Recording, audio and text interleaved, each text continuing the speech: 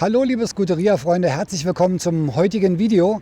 Ich wünsche euch nochmal ein wunderschönes 2021, trotz dieser doch etwas schwierigen Zeit. Ihr seht es heute wunderschönes Wetter, ich muss sogar eine Sonnenbrille tragen, weil die Sonne so kneift. Ich bin heute am Olympiastadion in Berlin und wollte euch nochmal die Winterausstattung von meiner Vespa GTS zeigen, damit ihr mal seht, wie ich mich gegen die Kälte schütze. Hier im Hintergrund seht ihr es. Da ist das Olympiastadion, ein wunderschöner Platz hier, um Videos zu machen. So, ich zeige euch dann jetzt mal, was ich an meiner Vespa GTS 300 angebaut habe für den Winter, um mich vor der Kälte zu schützen und um so ein bisschen das Fahrzeug ein bisschen sicherer zu machen. Punkt A ist das die Tucano Urbano Beindecke. Die ist ganz, ganz praktisch, schnell angebaut, schützt extrem gut vor Kälte, vor Witterung, also Regen, Schnee, alles was so auf einen niederprasselt. Ganz, ganz tolle Sache. Sieht jetzt nicht super schick aus. Das ist natürlich immer Geschmackssache, aber ganz, ganz praktisch, um sich im Winter vor der Kälte zu schützen. Also für mich immer eine ganz wichtige Sache, die baue ich mir im Winter immer an. Ich fahre natürlich jetzt im Winter nicht bei Glatteis und bei starkem Schneefall, ist aber in Großstädten meistens auch nicht so viel vorhanden. Von daher geht es meistens für mich darum, mich vor der Kälte zu schützen und dafür ist die wirklich ganz, ganz toll. Das Zweite, was ich immer anbaue, ist das hohe Piaggio Windschild. Auch wieder so eine Sache, optisch jetzt nicht das Highlight, aber extrem praktisch. Also die schützt ganz, ganz gut vor dem Fahrtwind. Man bekommt überhaupt nichts mehr ab. Es ist ein bisschen ruhiger dahinter, windstill und schützt auch die Hände hier ein bisschen vor dem kalten Fahrtwind. Also an sich auch eine ganz, ganz tolle Sache, die ich im Winter immer ranmache, um mich vor der Kälte zu schützen. Dann eine ganz, ganz wichtige Sache und damit sollte man an sich anfangen, weil die beiden Sachen sind nicht jedermanns Sache.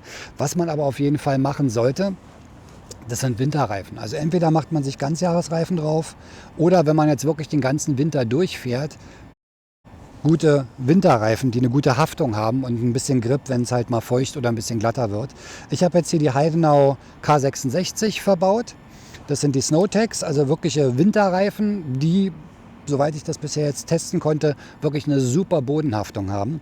Also ganz, ganz tolle Reifen, sehen auch schick aus. Die haben so ein etwas stärkeres Profil.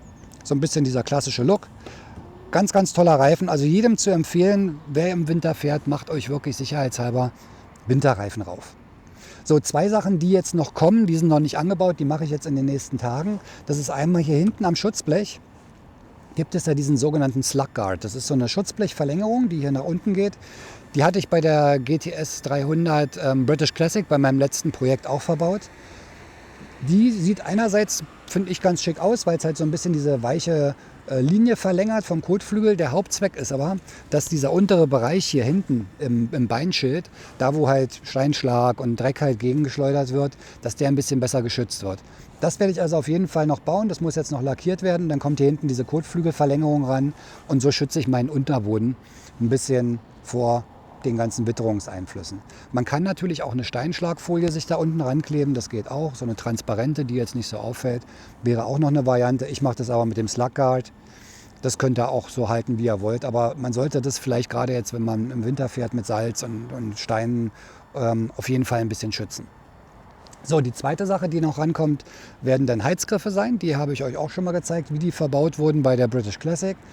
Sind jetzt bei der weißen noch nicht dran, werde ich aber wieder ranbauen, weil das ist wirklich für fast jede Jahreszeit irgendwie ein ganz schönes Feature. Also auch im Frühjahr, wenn es dann abends mal wirklich kalt wird und man nur dünne Handschuhe hat und dann macht man die Heizgriffe an, wunderbar. Also die kommen bei mir wieder ran. Da zeige ich euch dann beim nächsten Mal nochmal, welche ich da genommen habe. Und das sind an sich schon die Sachen, die ich im Winter verbaue. Also das wichtigste Reifen, dann halt das hohe Windschild, was ich ranmache, Heizgriffe und die Beindecke. Und man ist an sich mit einer Vespa wunderbar gerüstet, um auch im Winter weiterzufahren, wenn man das dann möchte und einem es nicht zu kalt ist.